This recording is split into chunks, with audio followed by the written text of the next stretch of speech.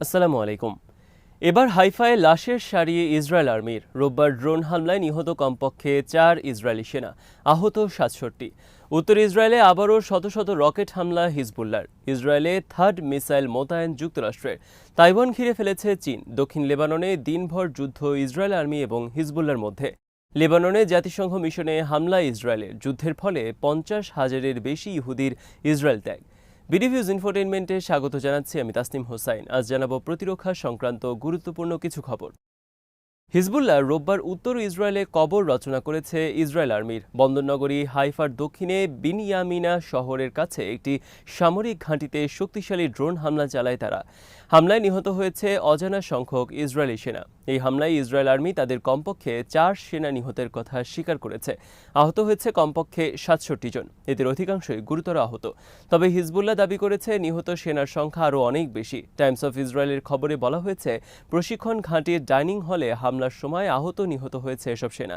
Times of Israel এবং Jerusalem পোস্টের খবরে বলা হয়েছে যে ড্রোনের সাহায্যে হামলা চালানো হয়েছে। তার নাম মিরসাদ-1।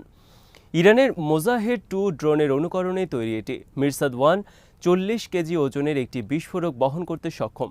এটি 120 কিলোমিটার দূরের পথ পাড়ি দিয়ে হামলা চালাতেও সক্ষম। আকাশে 3000 কিলোমিটার উচ্চতায় অবস্থান করতে পারে মিরসাদ। সেনা সূত্রের বরাতে টাইমস অফ ইসরায়েল জানায়, রোববার হাইফার দিকে আসা হিজবুল্লার 2টি ড্রোন ধরা পড়ে রাডারে। এরপর ড্রোন দুটি লক্ষ্য করে একের পর এক অ্যান্টি এয়ারক্রাফট মিসাইল ছুড়তে থাকে ইসরায়েলের মিসাইল ফোর্স। আকাশে পাঠায় যুদ্ধবিমান এবং হেলিকপ্টার। কিন্তু তারপরও হিজবুল্লার একটি ড্রোন ইসরায়েলের সব প্রতিরোধ ব্যবস্থা ব্যর্থ করে সফলভাবে হামলা চালায় ঘাঁটিতে। ইসরায়েল আর্মি জানিয়েছে, ড্রোনের পাশাপাশি রোববার 115টি রকেট ছোড়ে হিজবুল্লাহ। হাইয়া, গোলান মালভূমি সহ উত্তর ইসরায়েলের বিভিন্ন এলাকায় চালানো হয়েছে এই হামলা। বিনিয়ামিনা শহরের যে ঘাঁটিতে ড্রোন হামলা চালিয়েছে ইসরায়েল, সেটি তাদের এলিট ফোর্স গোলানি ব্রিগেডের একটি প্রশিক্ষণ ঘাঁটি। হিজবুল্লার এই ড্রোন হামলা নিয়ে তীব্র সমালোচনা চলছে ইসরায়েলের এয়ার ডিফেন্স সিস্টেমের ব্যর্থতার বিষয়। বিনিয়ামিনা শহরের গোলানি ঘাঁটিতে রোববার হিজবুল্লার ড্রোন হামলা এবং রকেট হামলার ভীতি আতঙ্ক ছড়িয়ে পড়ে ইসরায়েল জুড়ে। হিজবুল্লাহ ঘোষণা দিয়েছে, লেবাননে আগ্রাসন বন্ধ না করলে তারা চালিয়ে যাবে এই ধরনের ড্রোন হামলা। রোববারের ড্রোন হামলার মাধ্যমে হিজবুল্লাহ নতুন করে জানান দিল তাদের ড্রোন সক্ষমতার বিষয়। হিজবুল্লাহর পক্ষ থেকে দেয়া বিবৃতিতে জানানো হয়েছে, তারা রোববার টার্গেট হামলা চালিয়েছে বিনিয়ামিনা শহরের গোলানি ব্রিগেডের ওপর। ড্রোন এবং রকেট হামলায় লণ্ডভণ্ড হয়ে গেছে ইসরায়েলের এলিট ফোর্স নামে পরিচিত গোলানি ব্রিগেড। সেনা নিহতের পাশাপাশি ধ্বংস হয়েছে গুরুত্বপূর্ণ অনেক সামরিক সরঞ্জাম। এদিকে লেবাননের দক্ষিণে 3টি এলাকায় রোববার দিনভর যুদ্ধ চলে হিজবুল্লাহ এবং ইসরায়েল আর্মির মধ্যে। আইতা আল শাব, রামিয়া এবং কাউজাহ এই 3টি এলাকা দিয়ে রোববার ইসরায়েল আর্মি লেবাননে প্রবেশের চেষ্টা করে। ইসরায়েল আর্মির অনুপ্রবেশ ঠেকাতে হিজবুল্লাহ দিনভর মর্টার এবং রকেট হামলা চালাতে থাকে ইসরায়েল সীমান্তে। এতে আহত নিহত হয় অনেক ইসরায়েলি সেনা। ইসরায়েলের চ্যানেল 12 এর খবরে বলা হয়েছে, আহতদের সরিয়ে নিতে 6টি হেলিকপ্টার মোতায়েন করা হয় আক্রান্ত এলাকায়। আহত ইসরায়েলি সেনাদের ভর্তি করানো হয়েছে হাইফার রামবাম হাসপাতালে। লেবাননে জাতিসংঘের শান্তিরক্ষী মিশনের ওপর আক্রমণ চালিয়েছে ইসরায়েল। আক্রমণের পর ইসরায়েলের প্রধানমন্ত্রী বেনিয়ামিন নেতানিয়াহু জাতিসংঘের উদ্দেশ্যে বলেছেন, লেবানন থেকে তাদের সরে যাওয়ার জন্য। লেবানন জাতিসংঘ মিশন থেকে জানিয়েছে, রোববার ইসরায়েলের 2টি ট্যাঙ্ক তাদের ঘাঁটির গেট ভেঙে প্রবেশ করে ঘাঁটির মধ্যে। ইসরায়েলি ট্যাঙ্ক ঘাঁটি ত্যাগের পরপরই ঘাঁটির 100 মিটারের মধ্যে ঘটে স্মোক বোমার বিস্ফোরণ। এতে আহত হয় 15 শান্তিরক্ষী সেনা। 1978 সাল থেকে লেবাননের দক্ষিণে মোতায়েন রয়েছে জাতিসংঘ শান্তিরক্ষী মিশন। রোববার জেরুজালেম পোস্টের খবরে বলা হয়েছে, উত্তর ইসরায়েলে হিজবুল্লাহর অব্যাহত হামলার কারণে প্রথম 7 মাসেই 50,000-এর বেশি ইহুদি ইসরায়েল দেশ ত্যাগ করেছে। প্রথম 7 মাসেই উত্তর ইসরায়েলের ইসরায়েলিরা $7 বিলিয়ন বিদেশে পাঠিয়েছে। এই ঘটনায় উদ্বেগ প্রকাশ করেছে জেরুজালেম পোস্ট। উত্তর ইসরায়েল থেকে ইহুদিরা যেভাবে দেশ ত্যাগ করছে, তাতে দখলীকৃত এসব এলাকা বিরান ভূমিতে পরিণত হওয়ার আশঙ্কা প্রকাশ করেছে জেরুজালেম পোস্ট।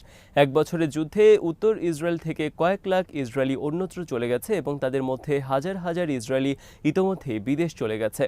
উত্তর ইসরায়েল থেকে যেসব ইহুদি ইসরায়েল ছেড়ে চলে গেছে, তাদের অর্ধেকের জন্ম ফিলিস্তিনের দখলীকৃত এলাকায়। বাকি অর্ধেক ইউরোপ এবং রাশিয়া থেকে আগত।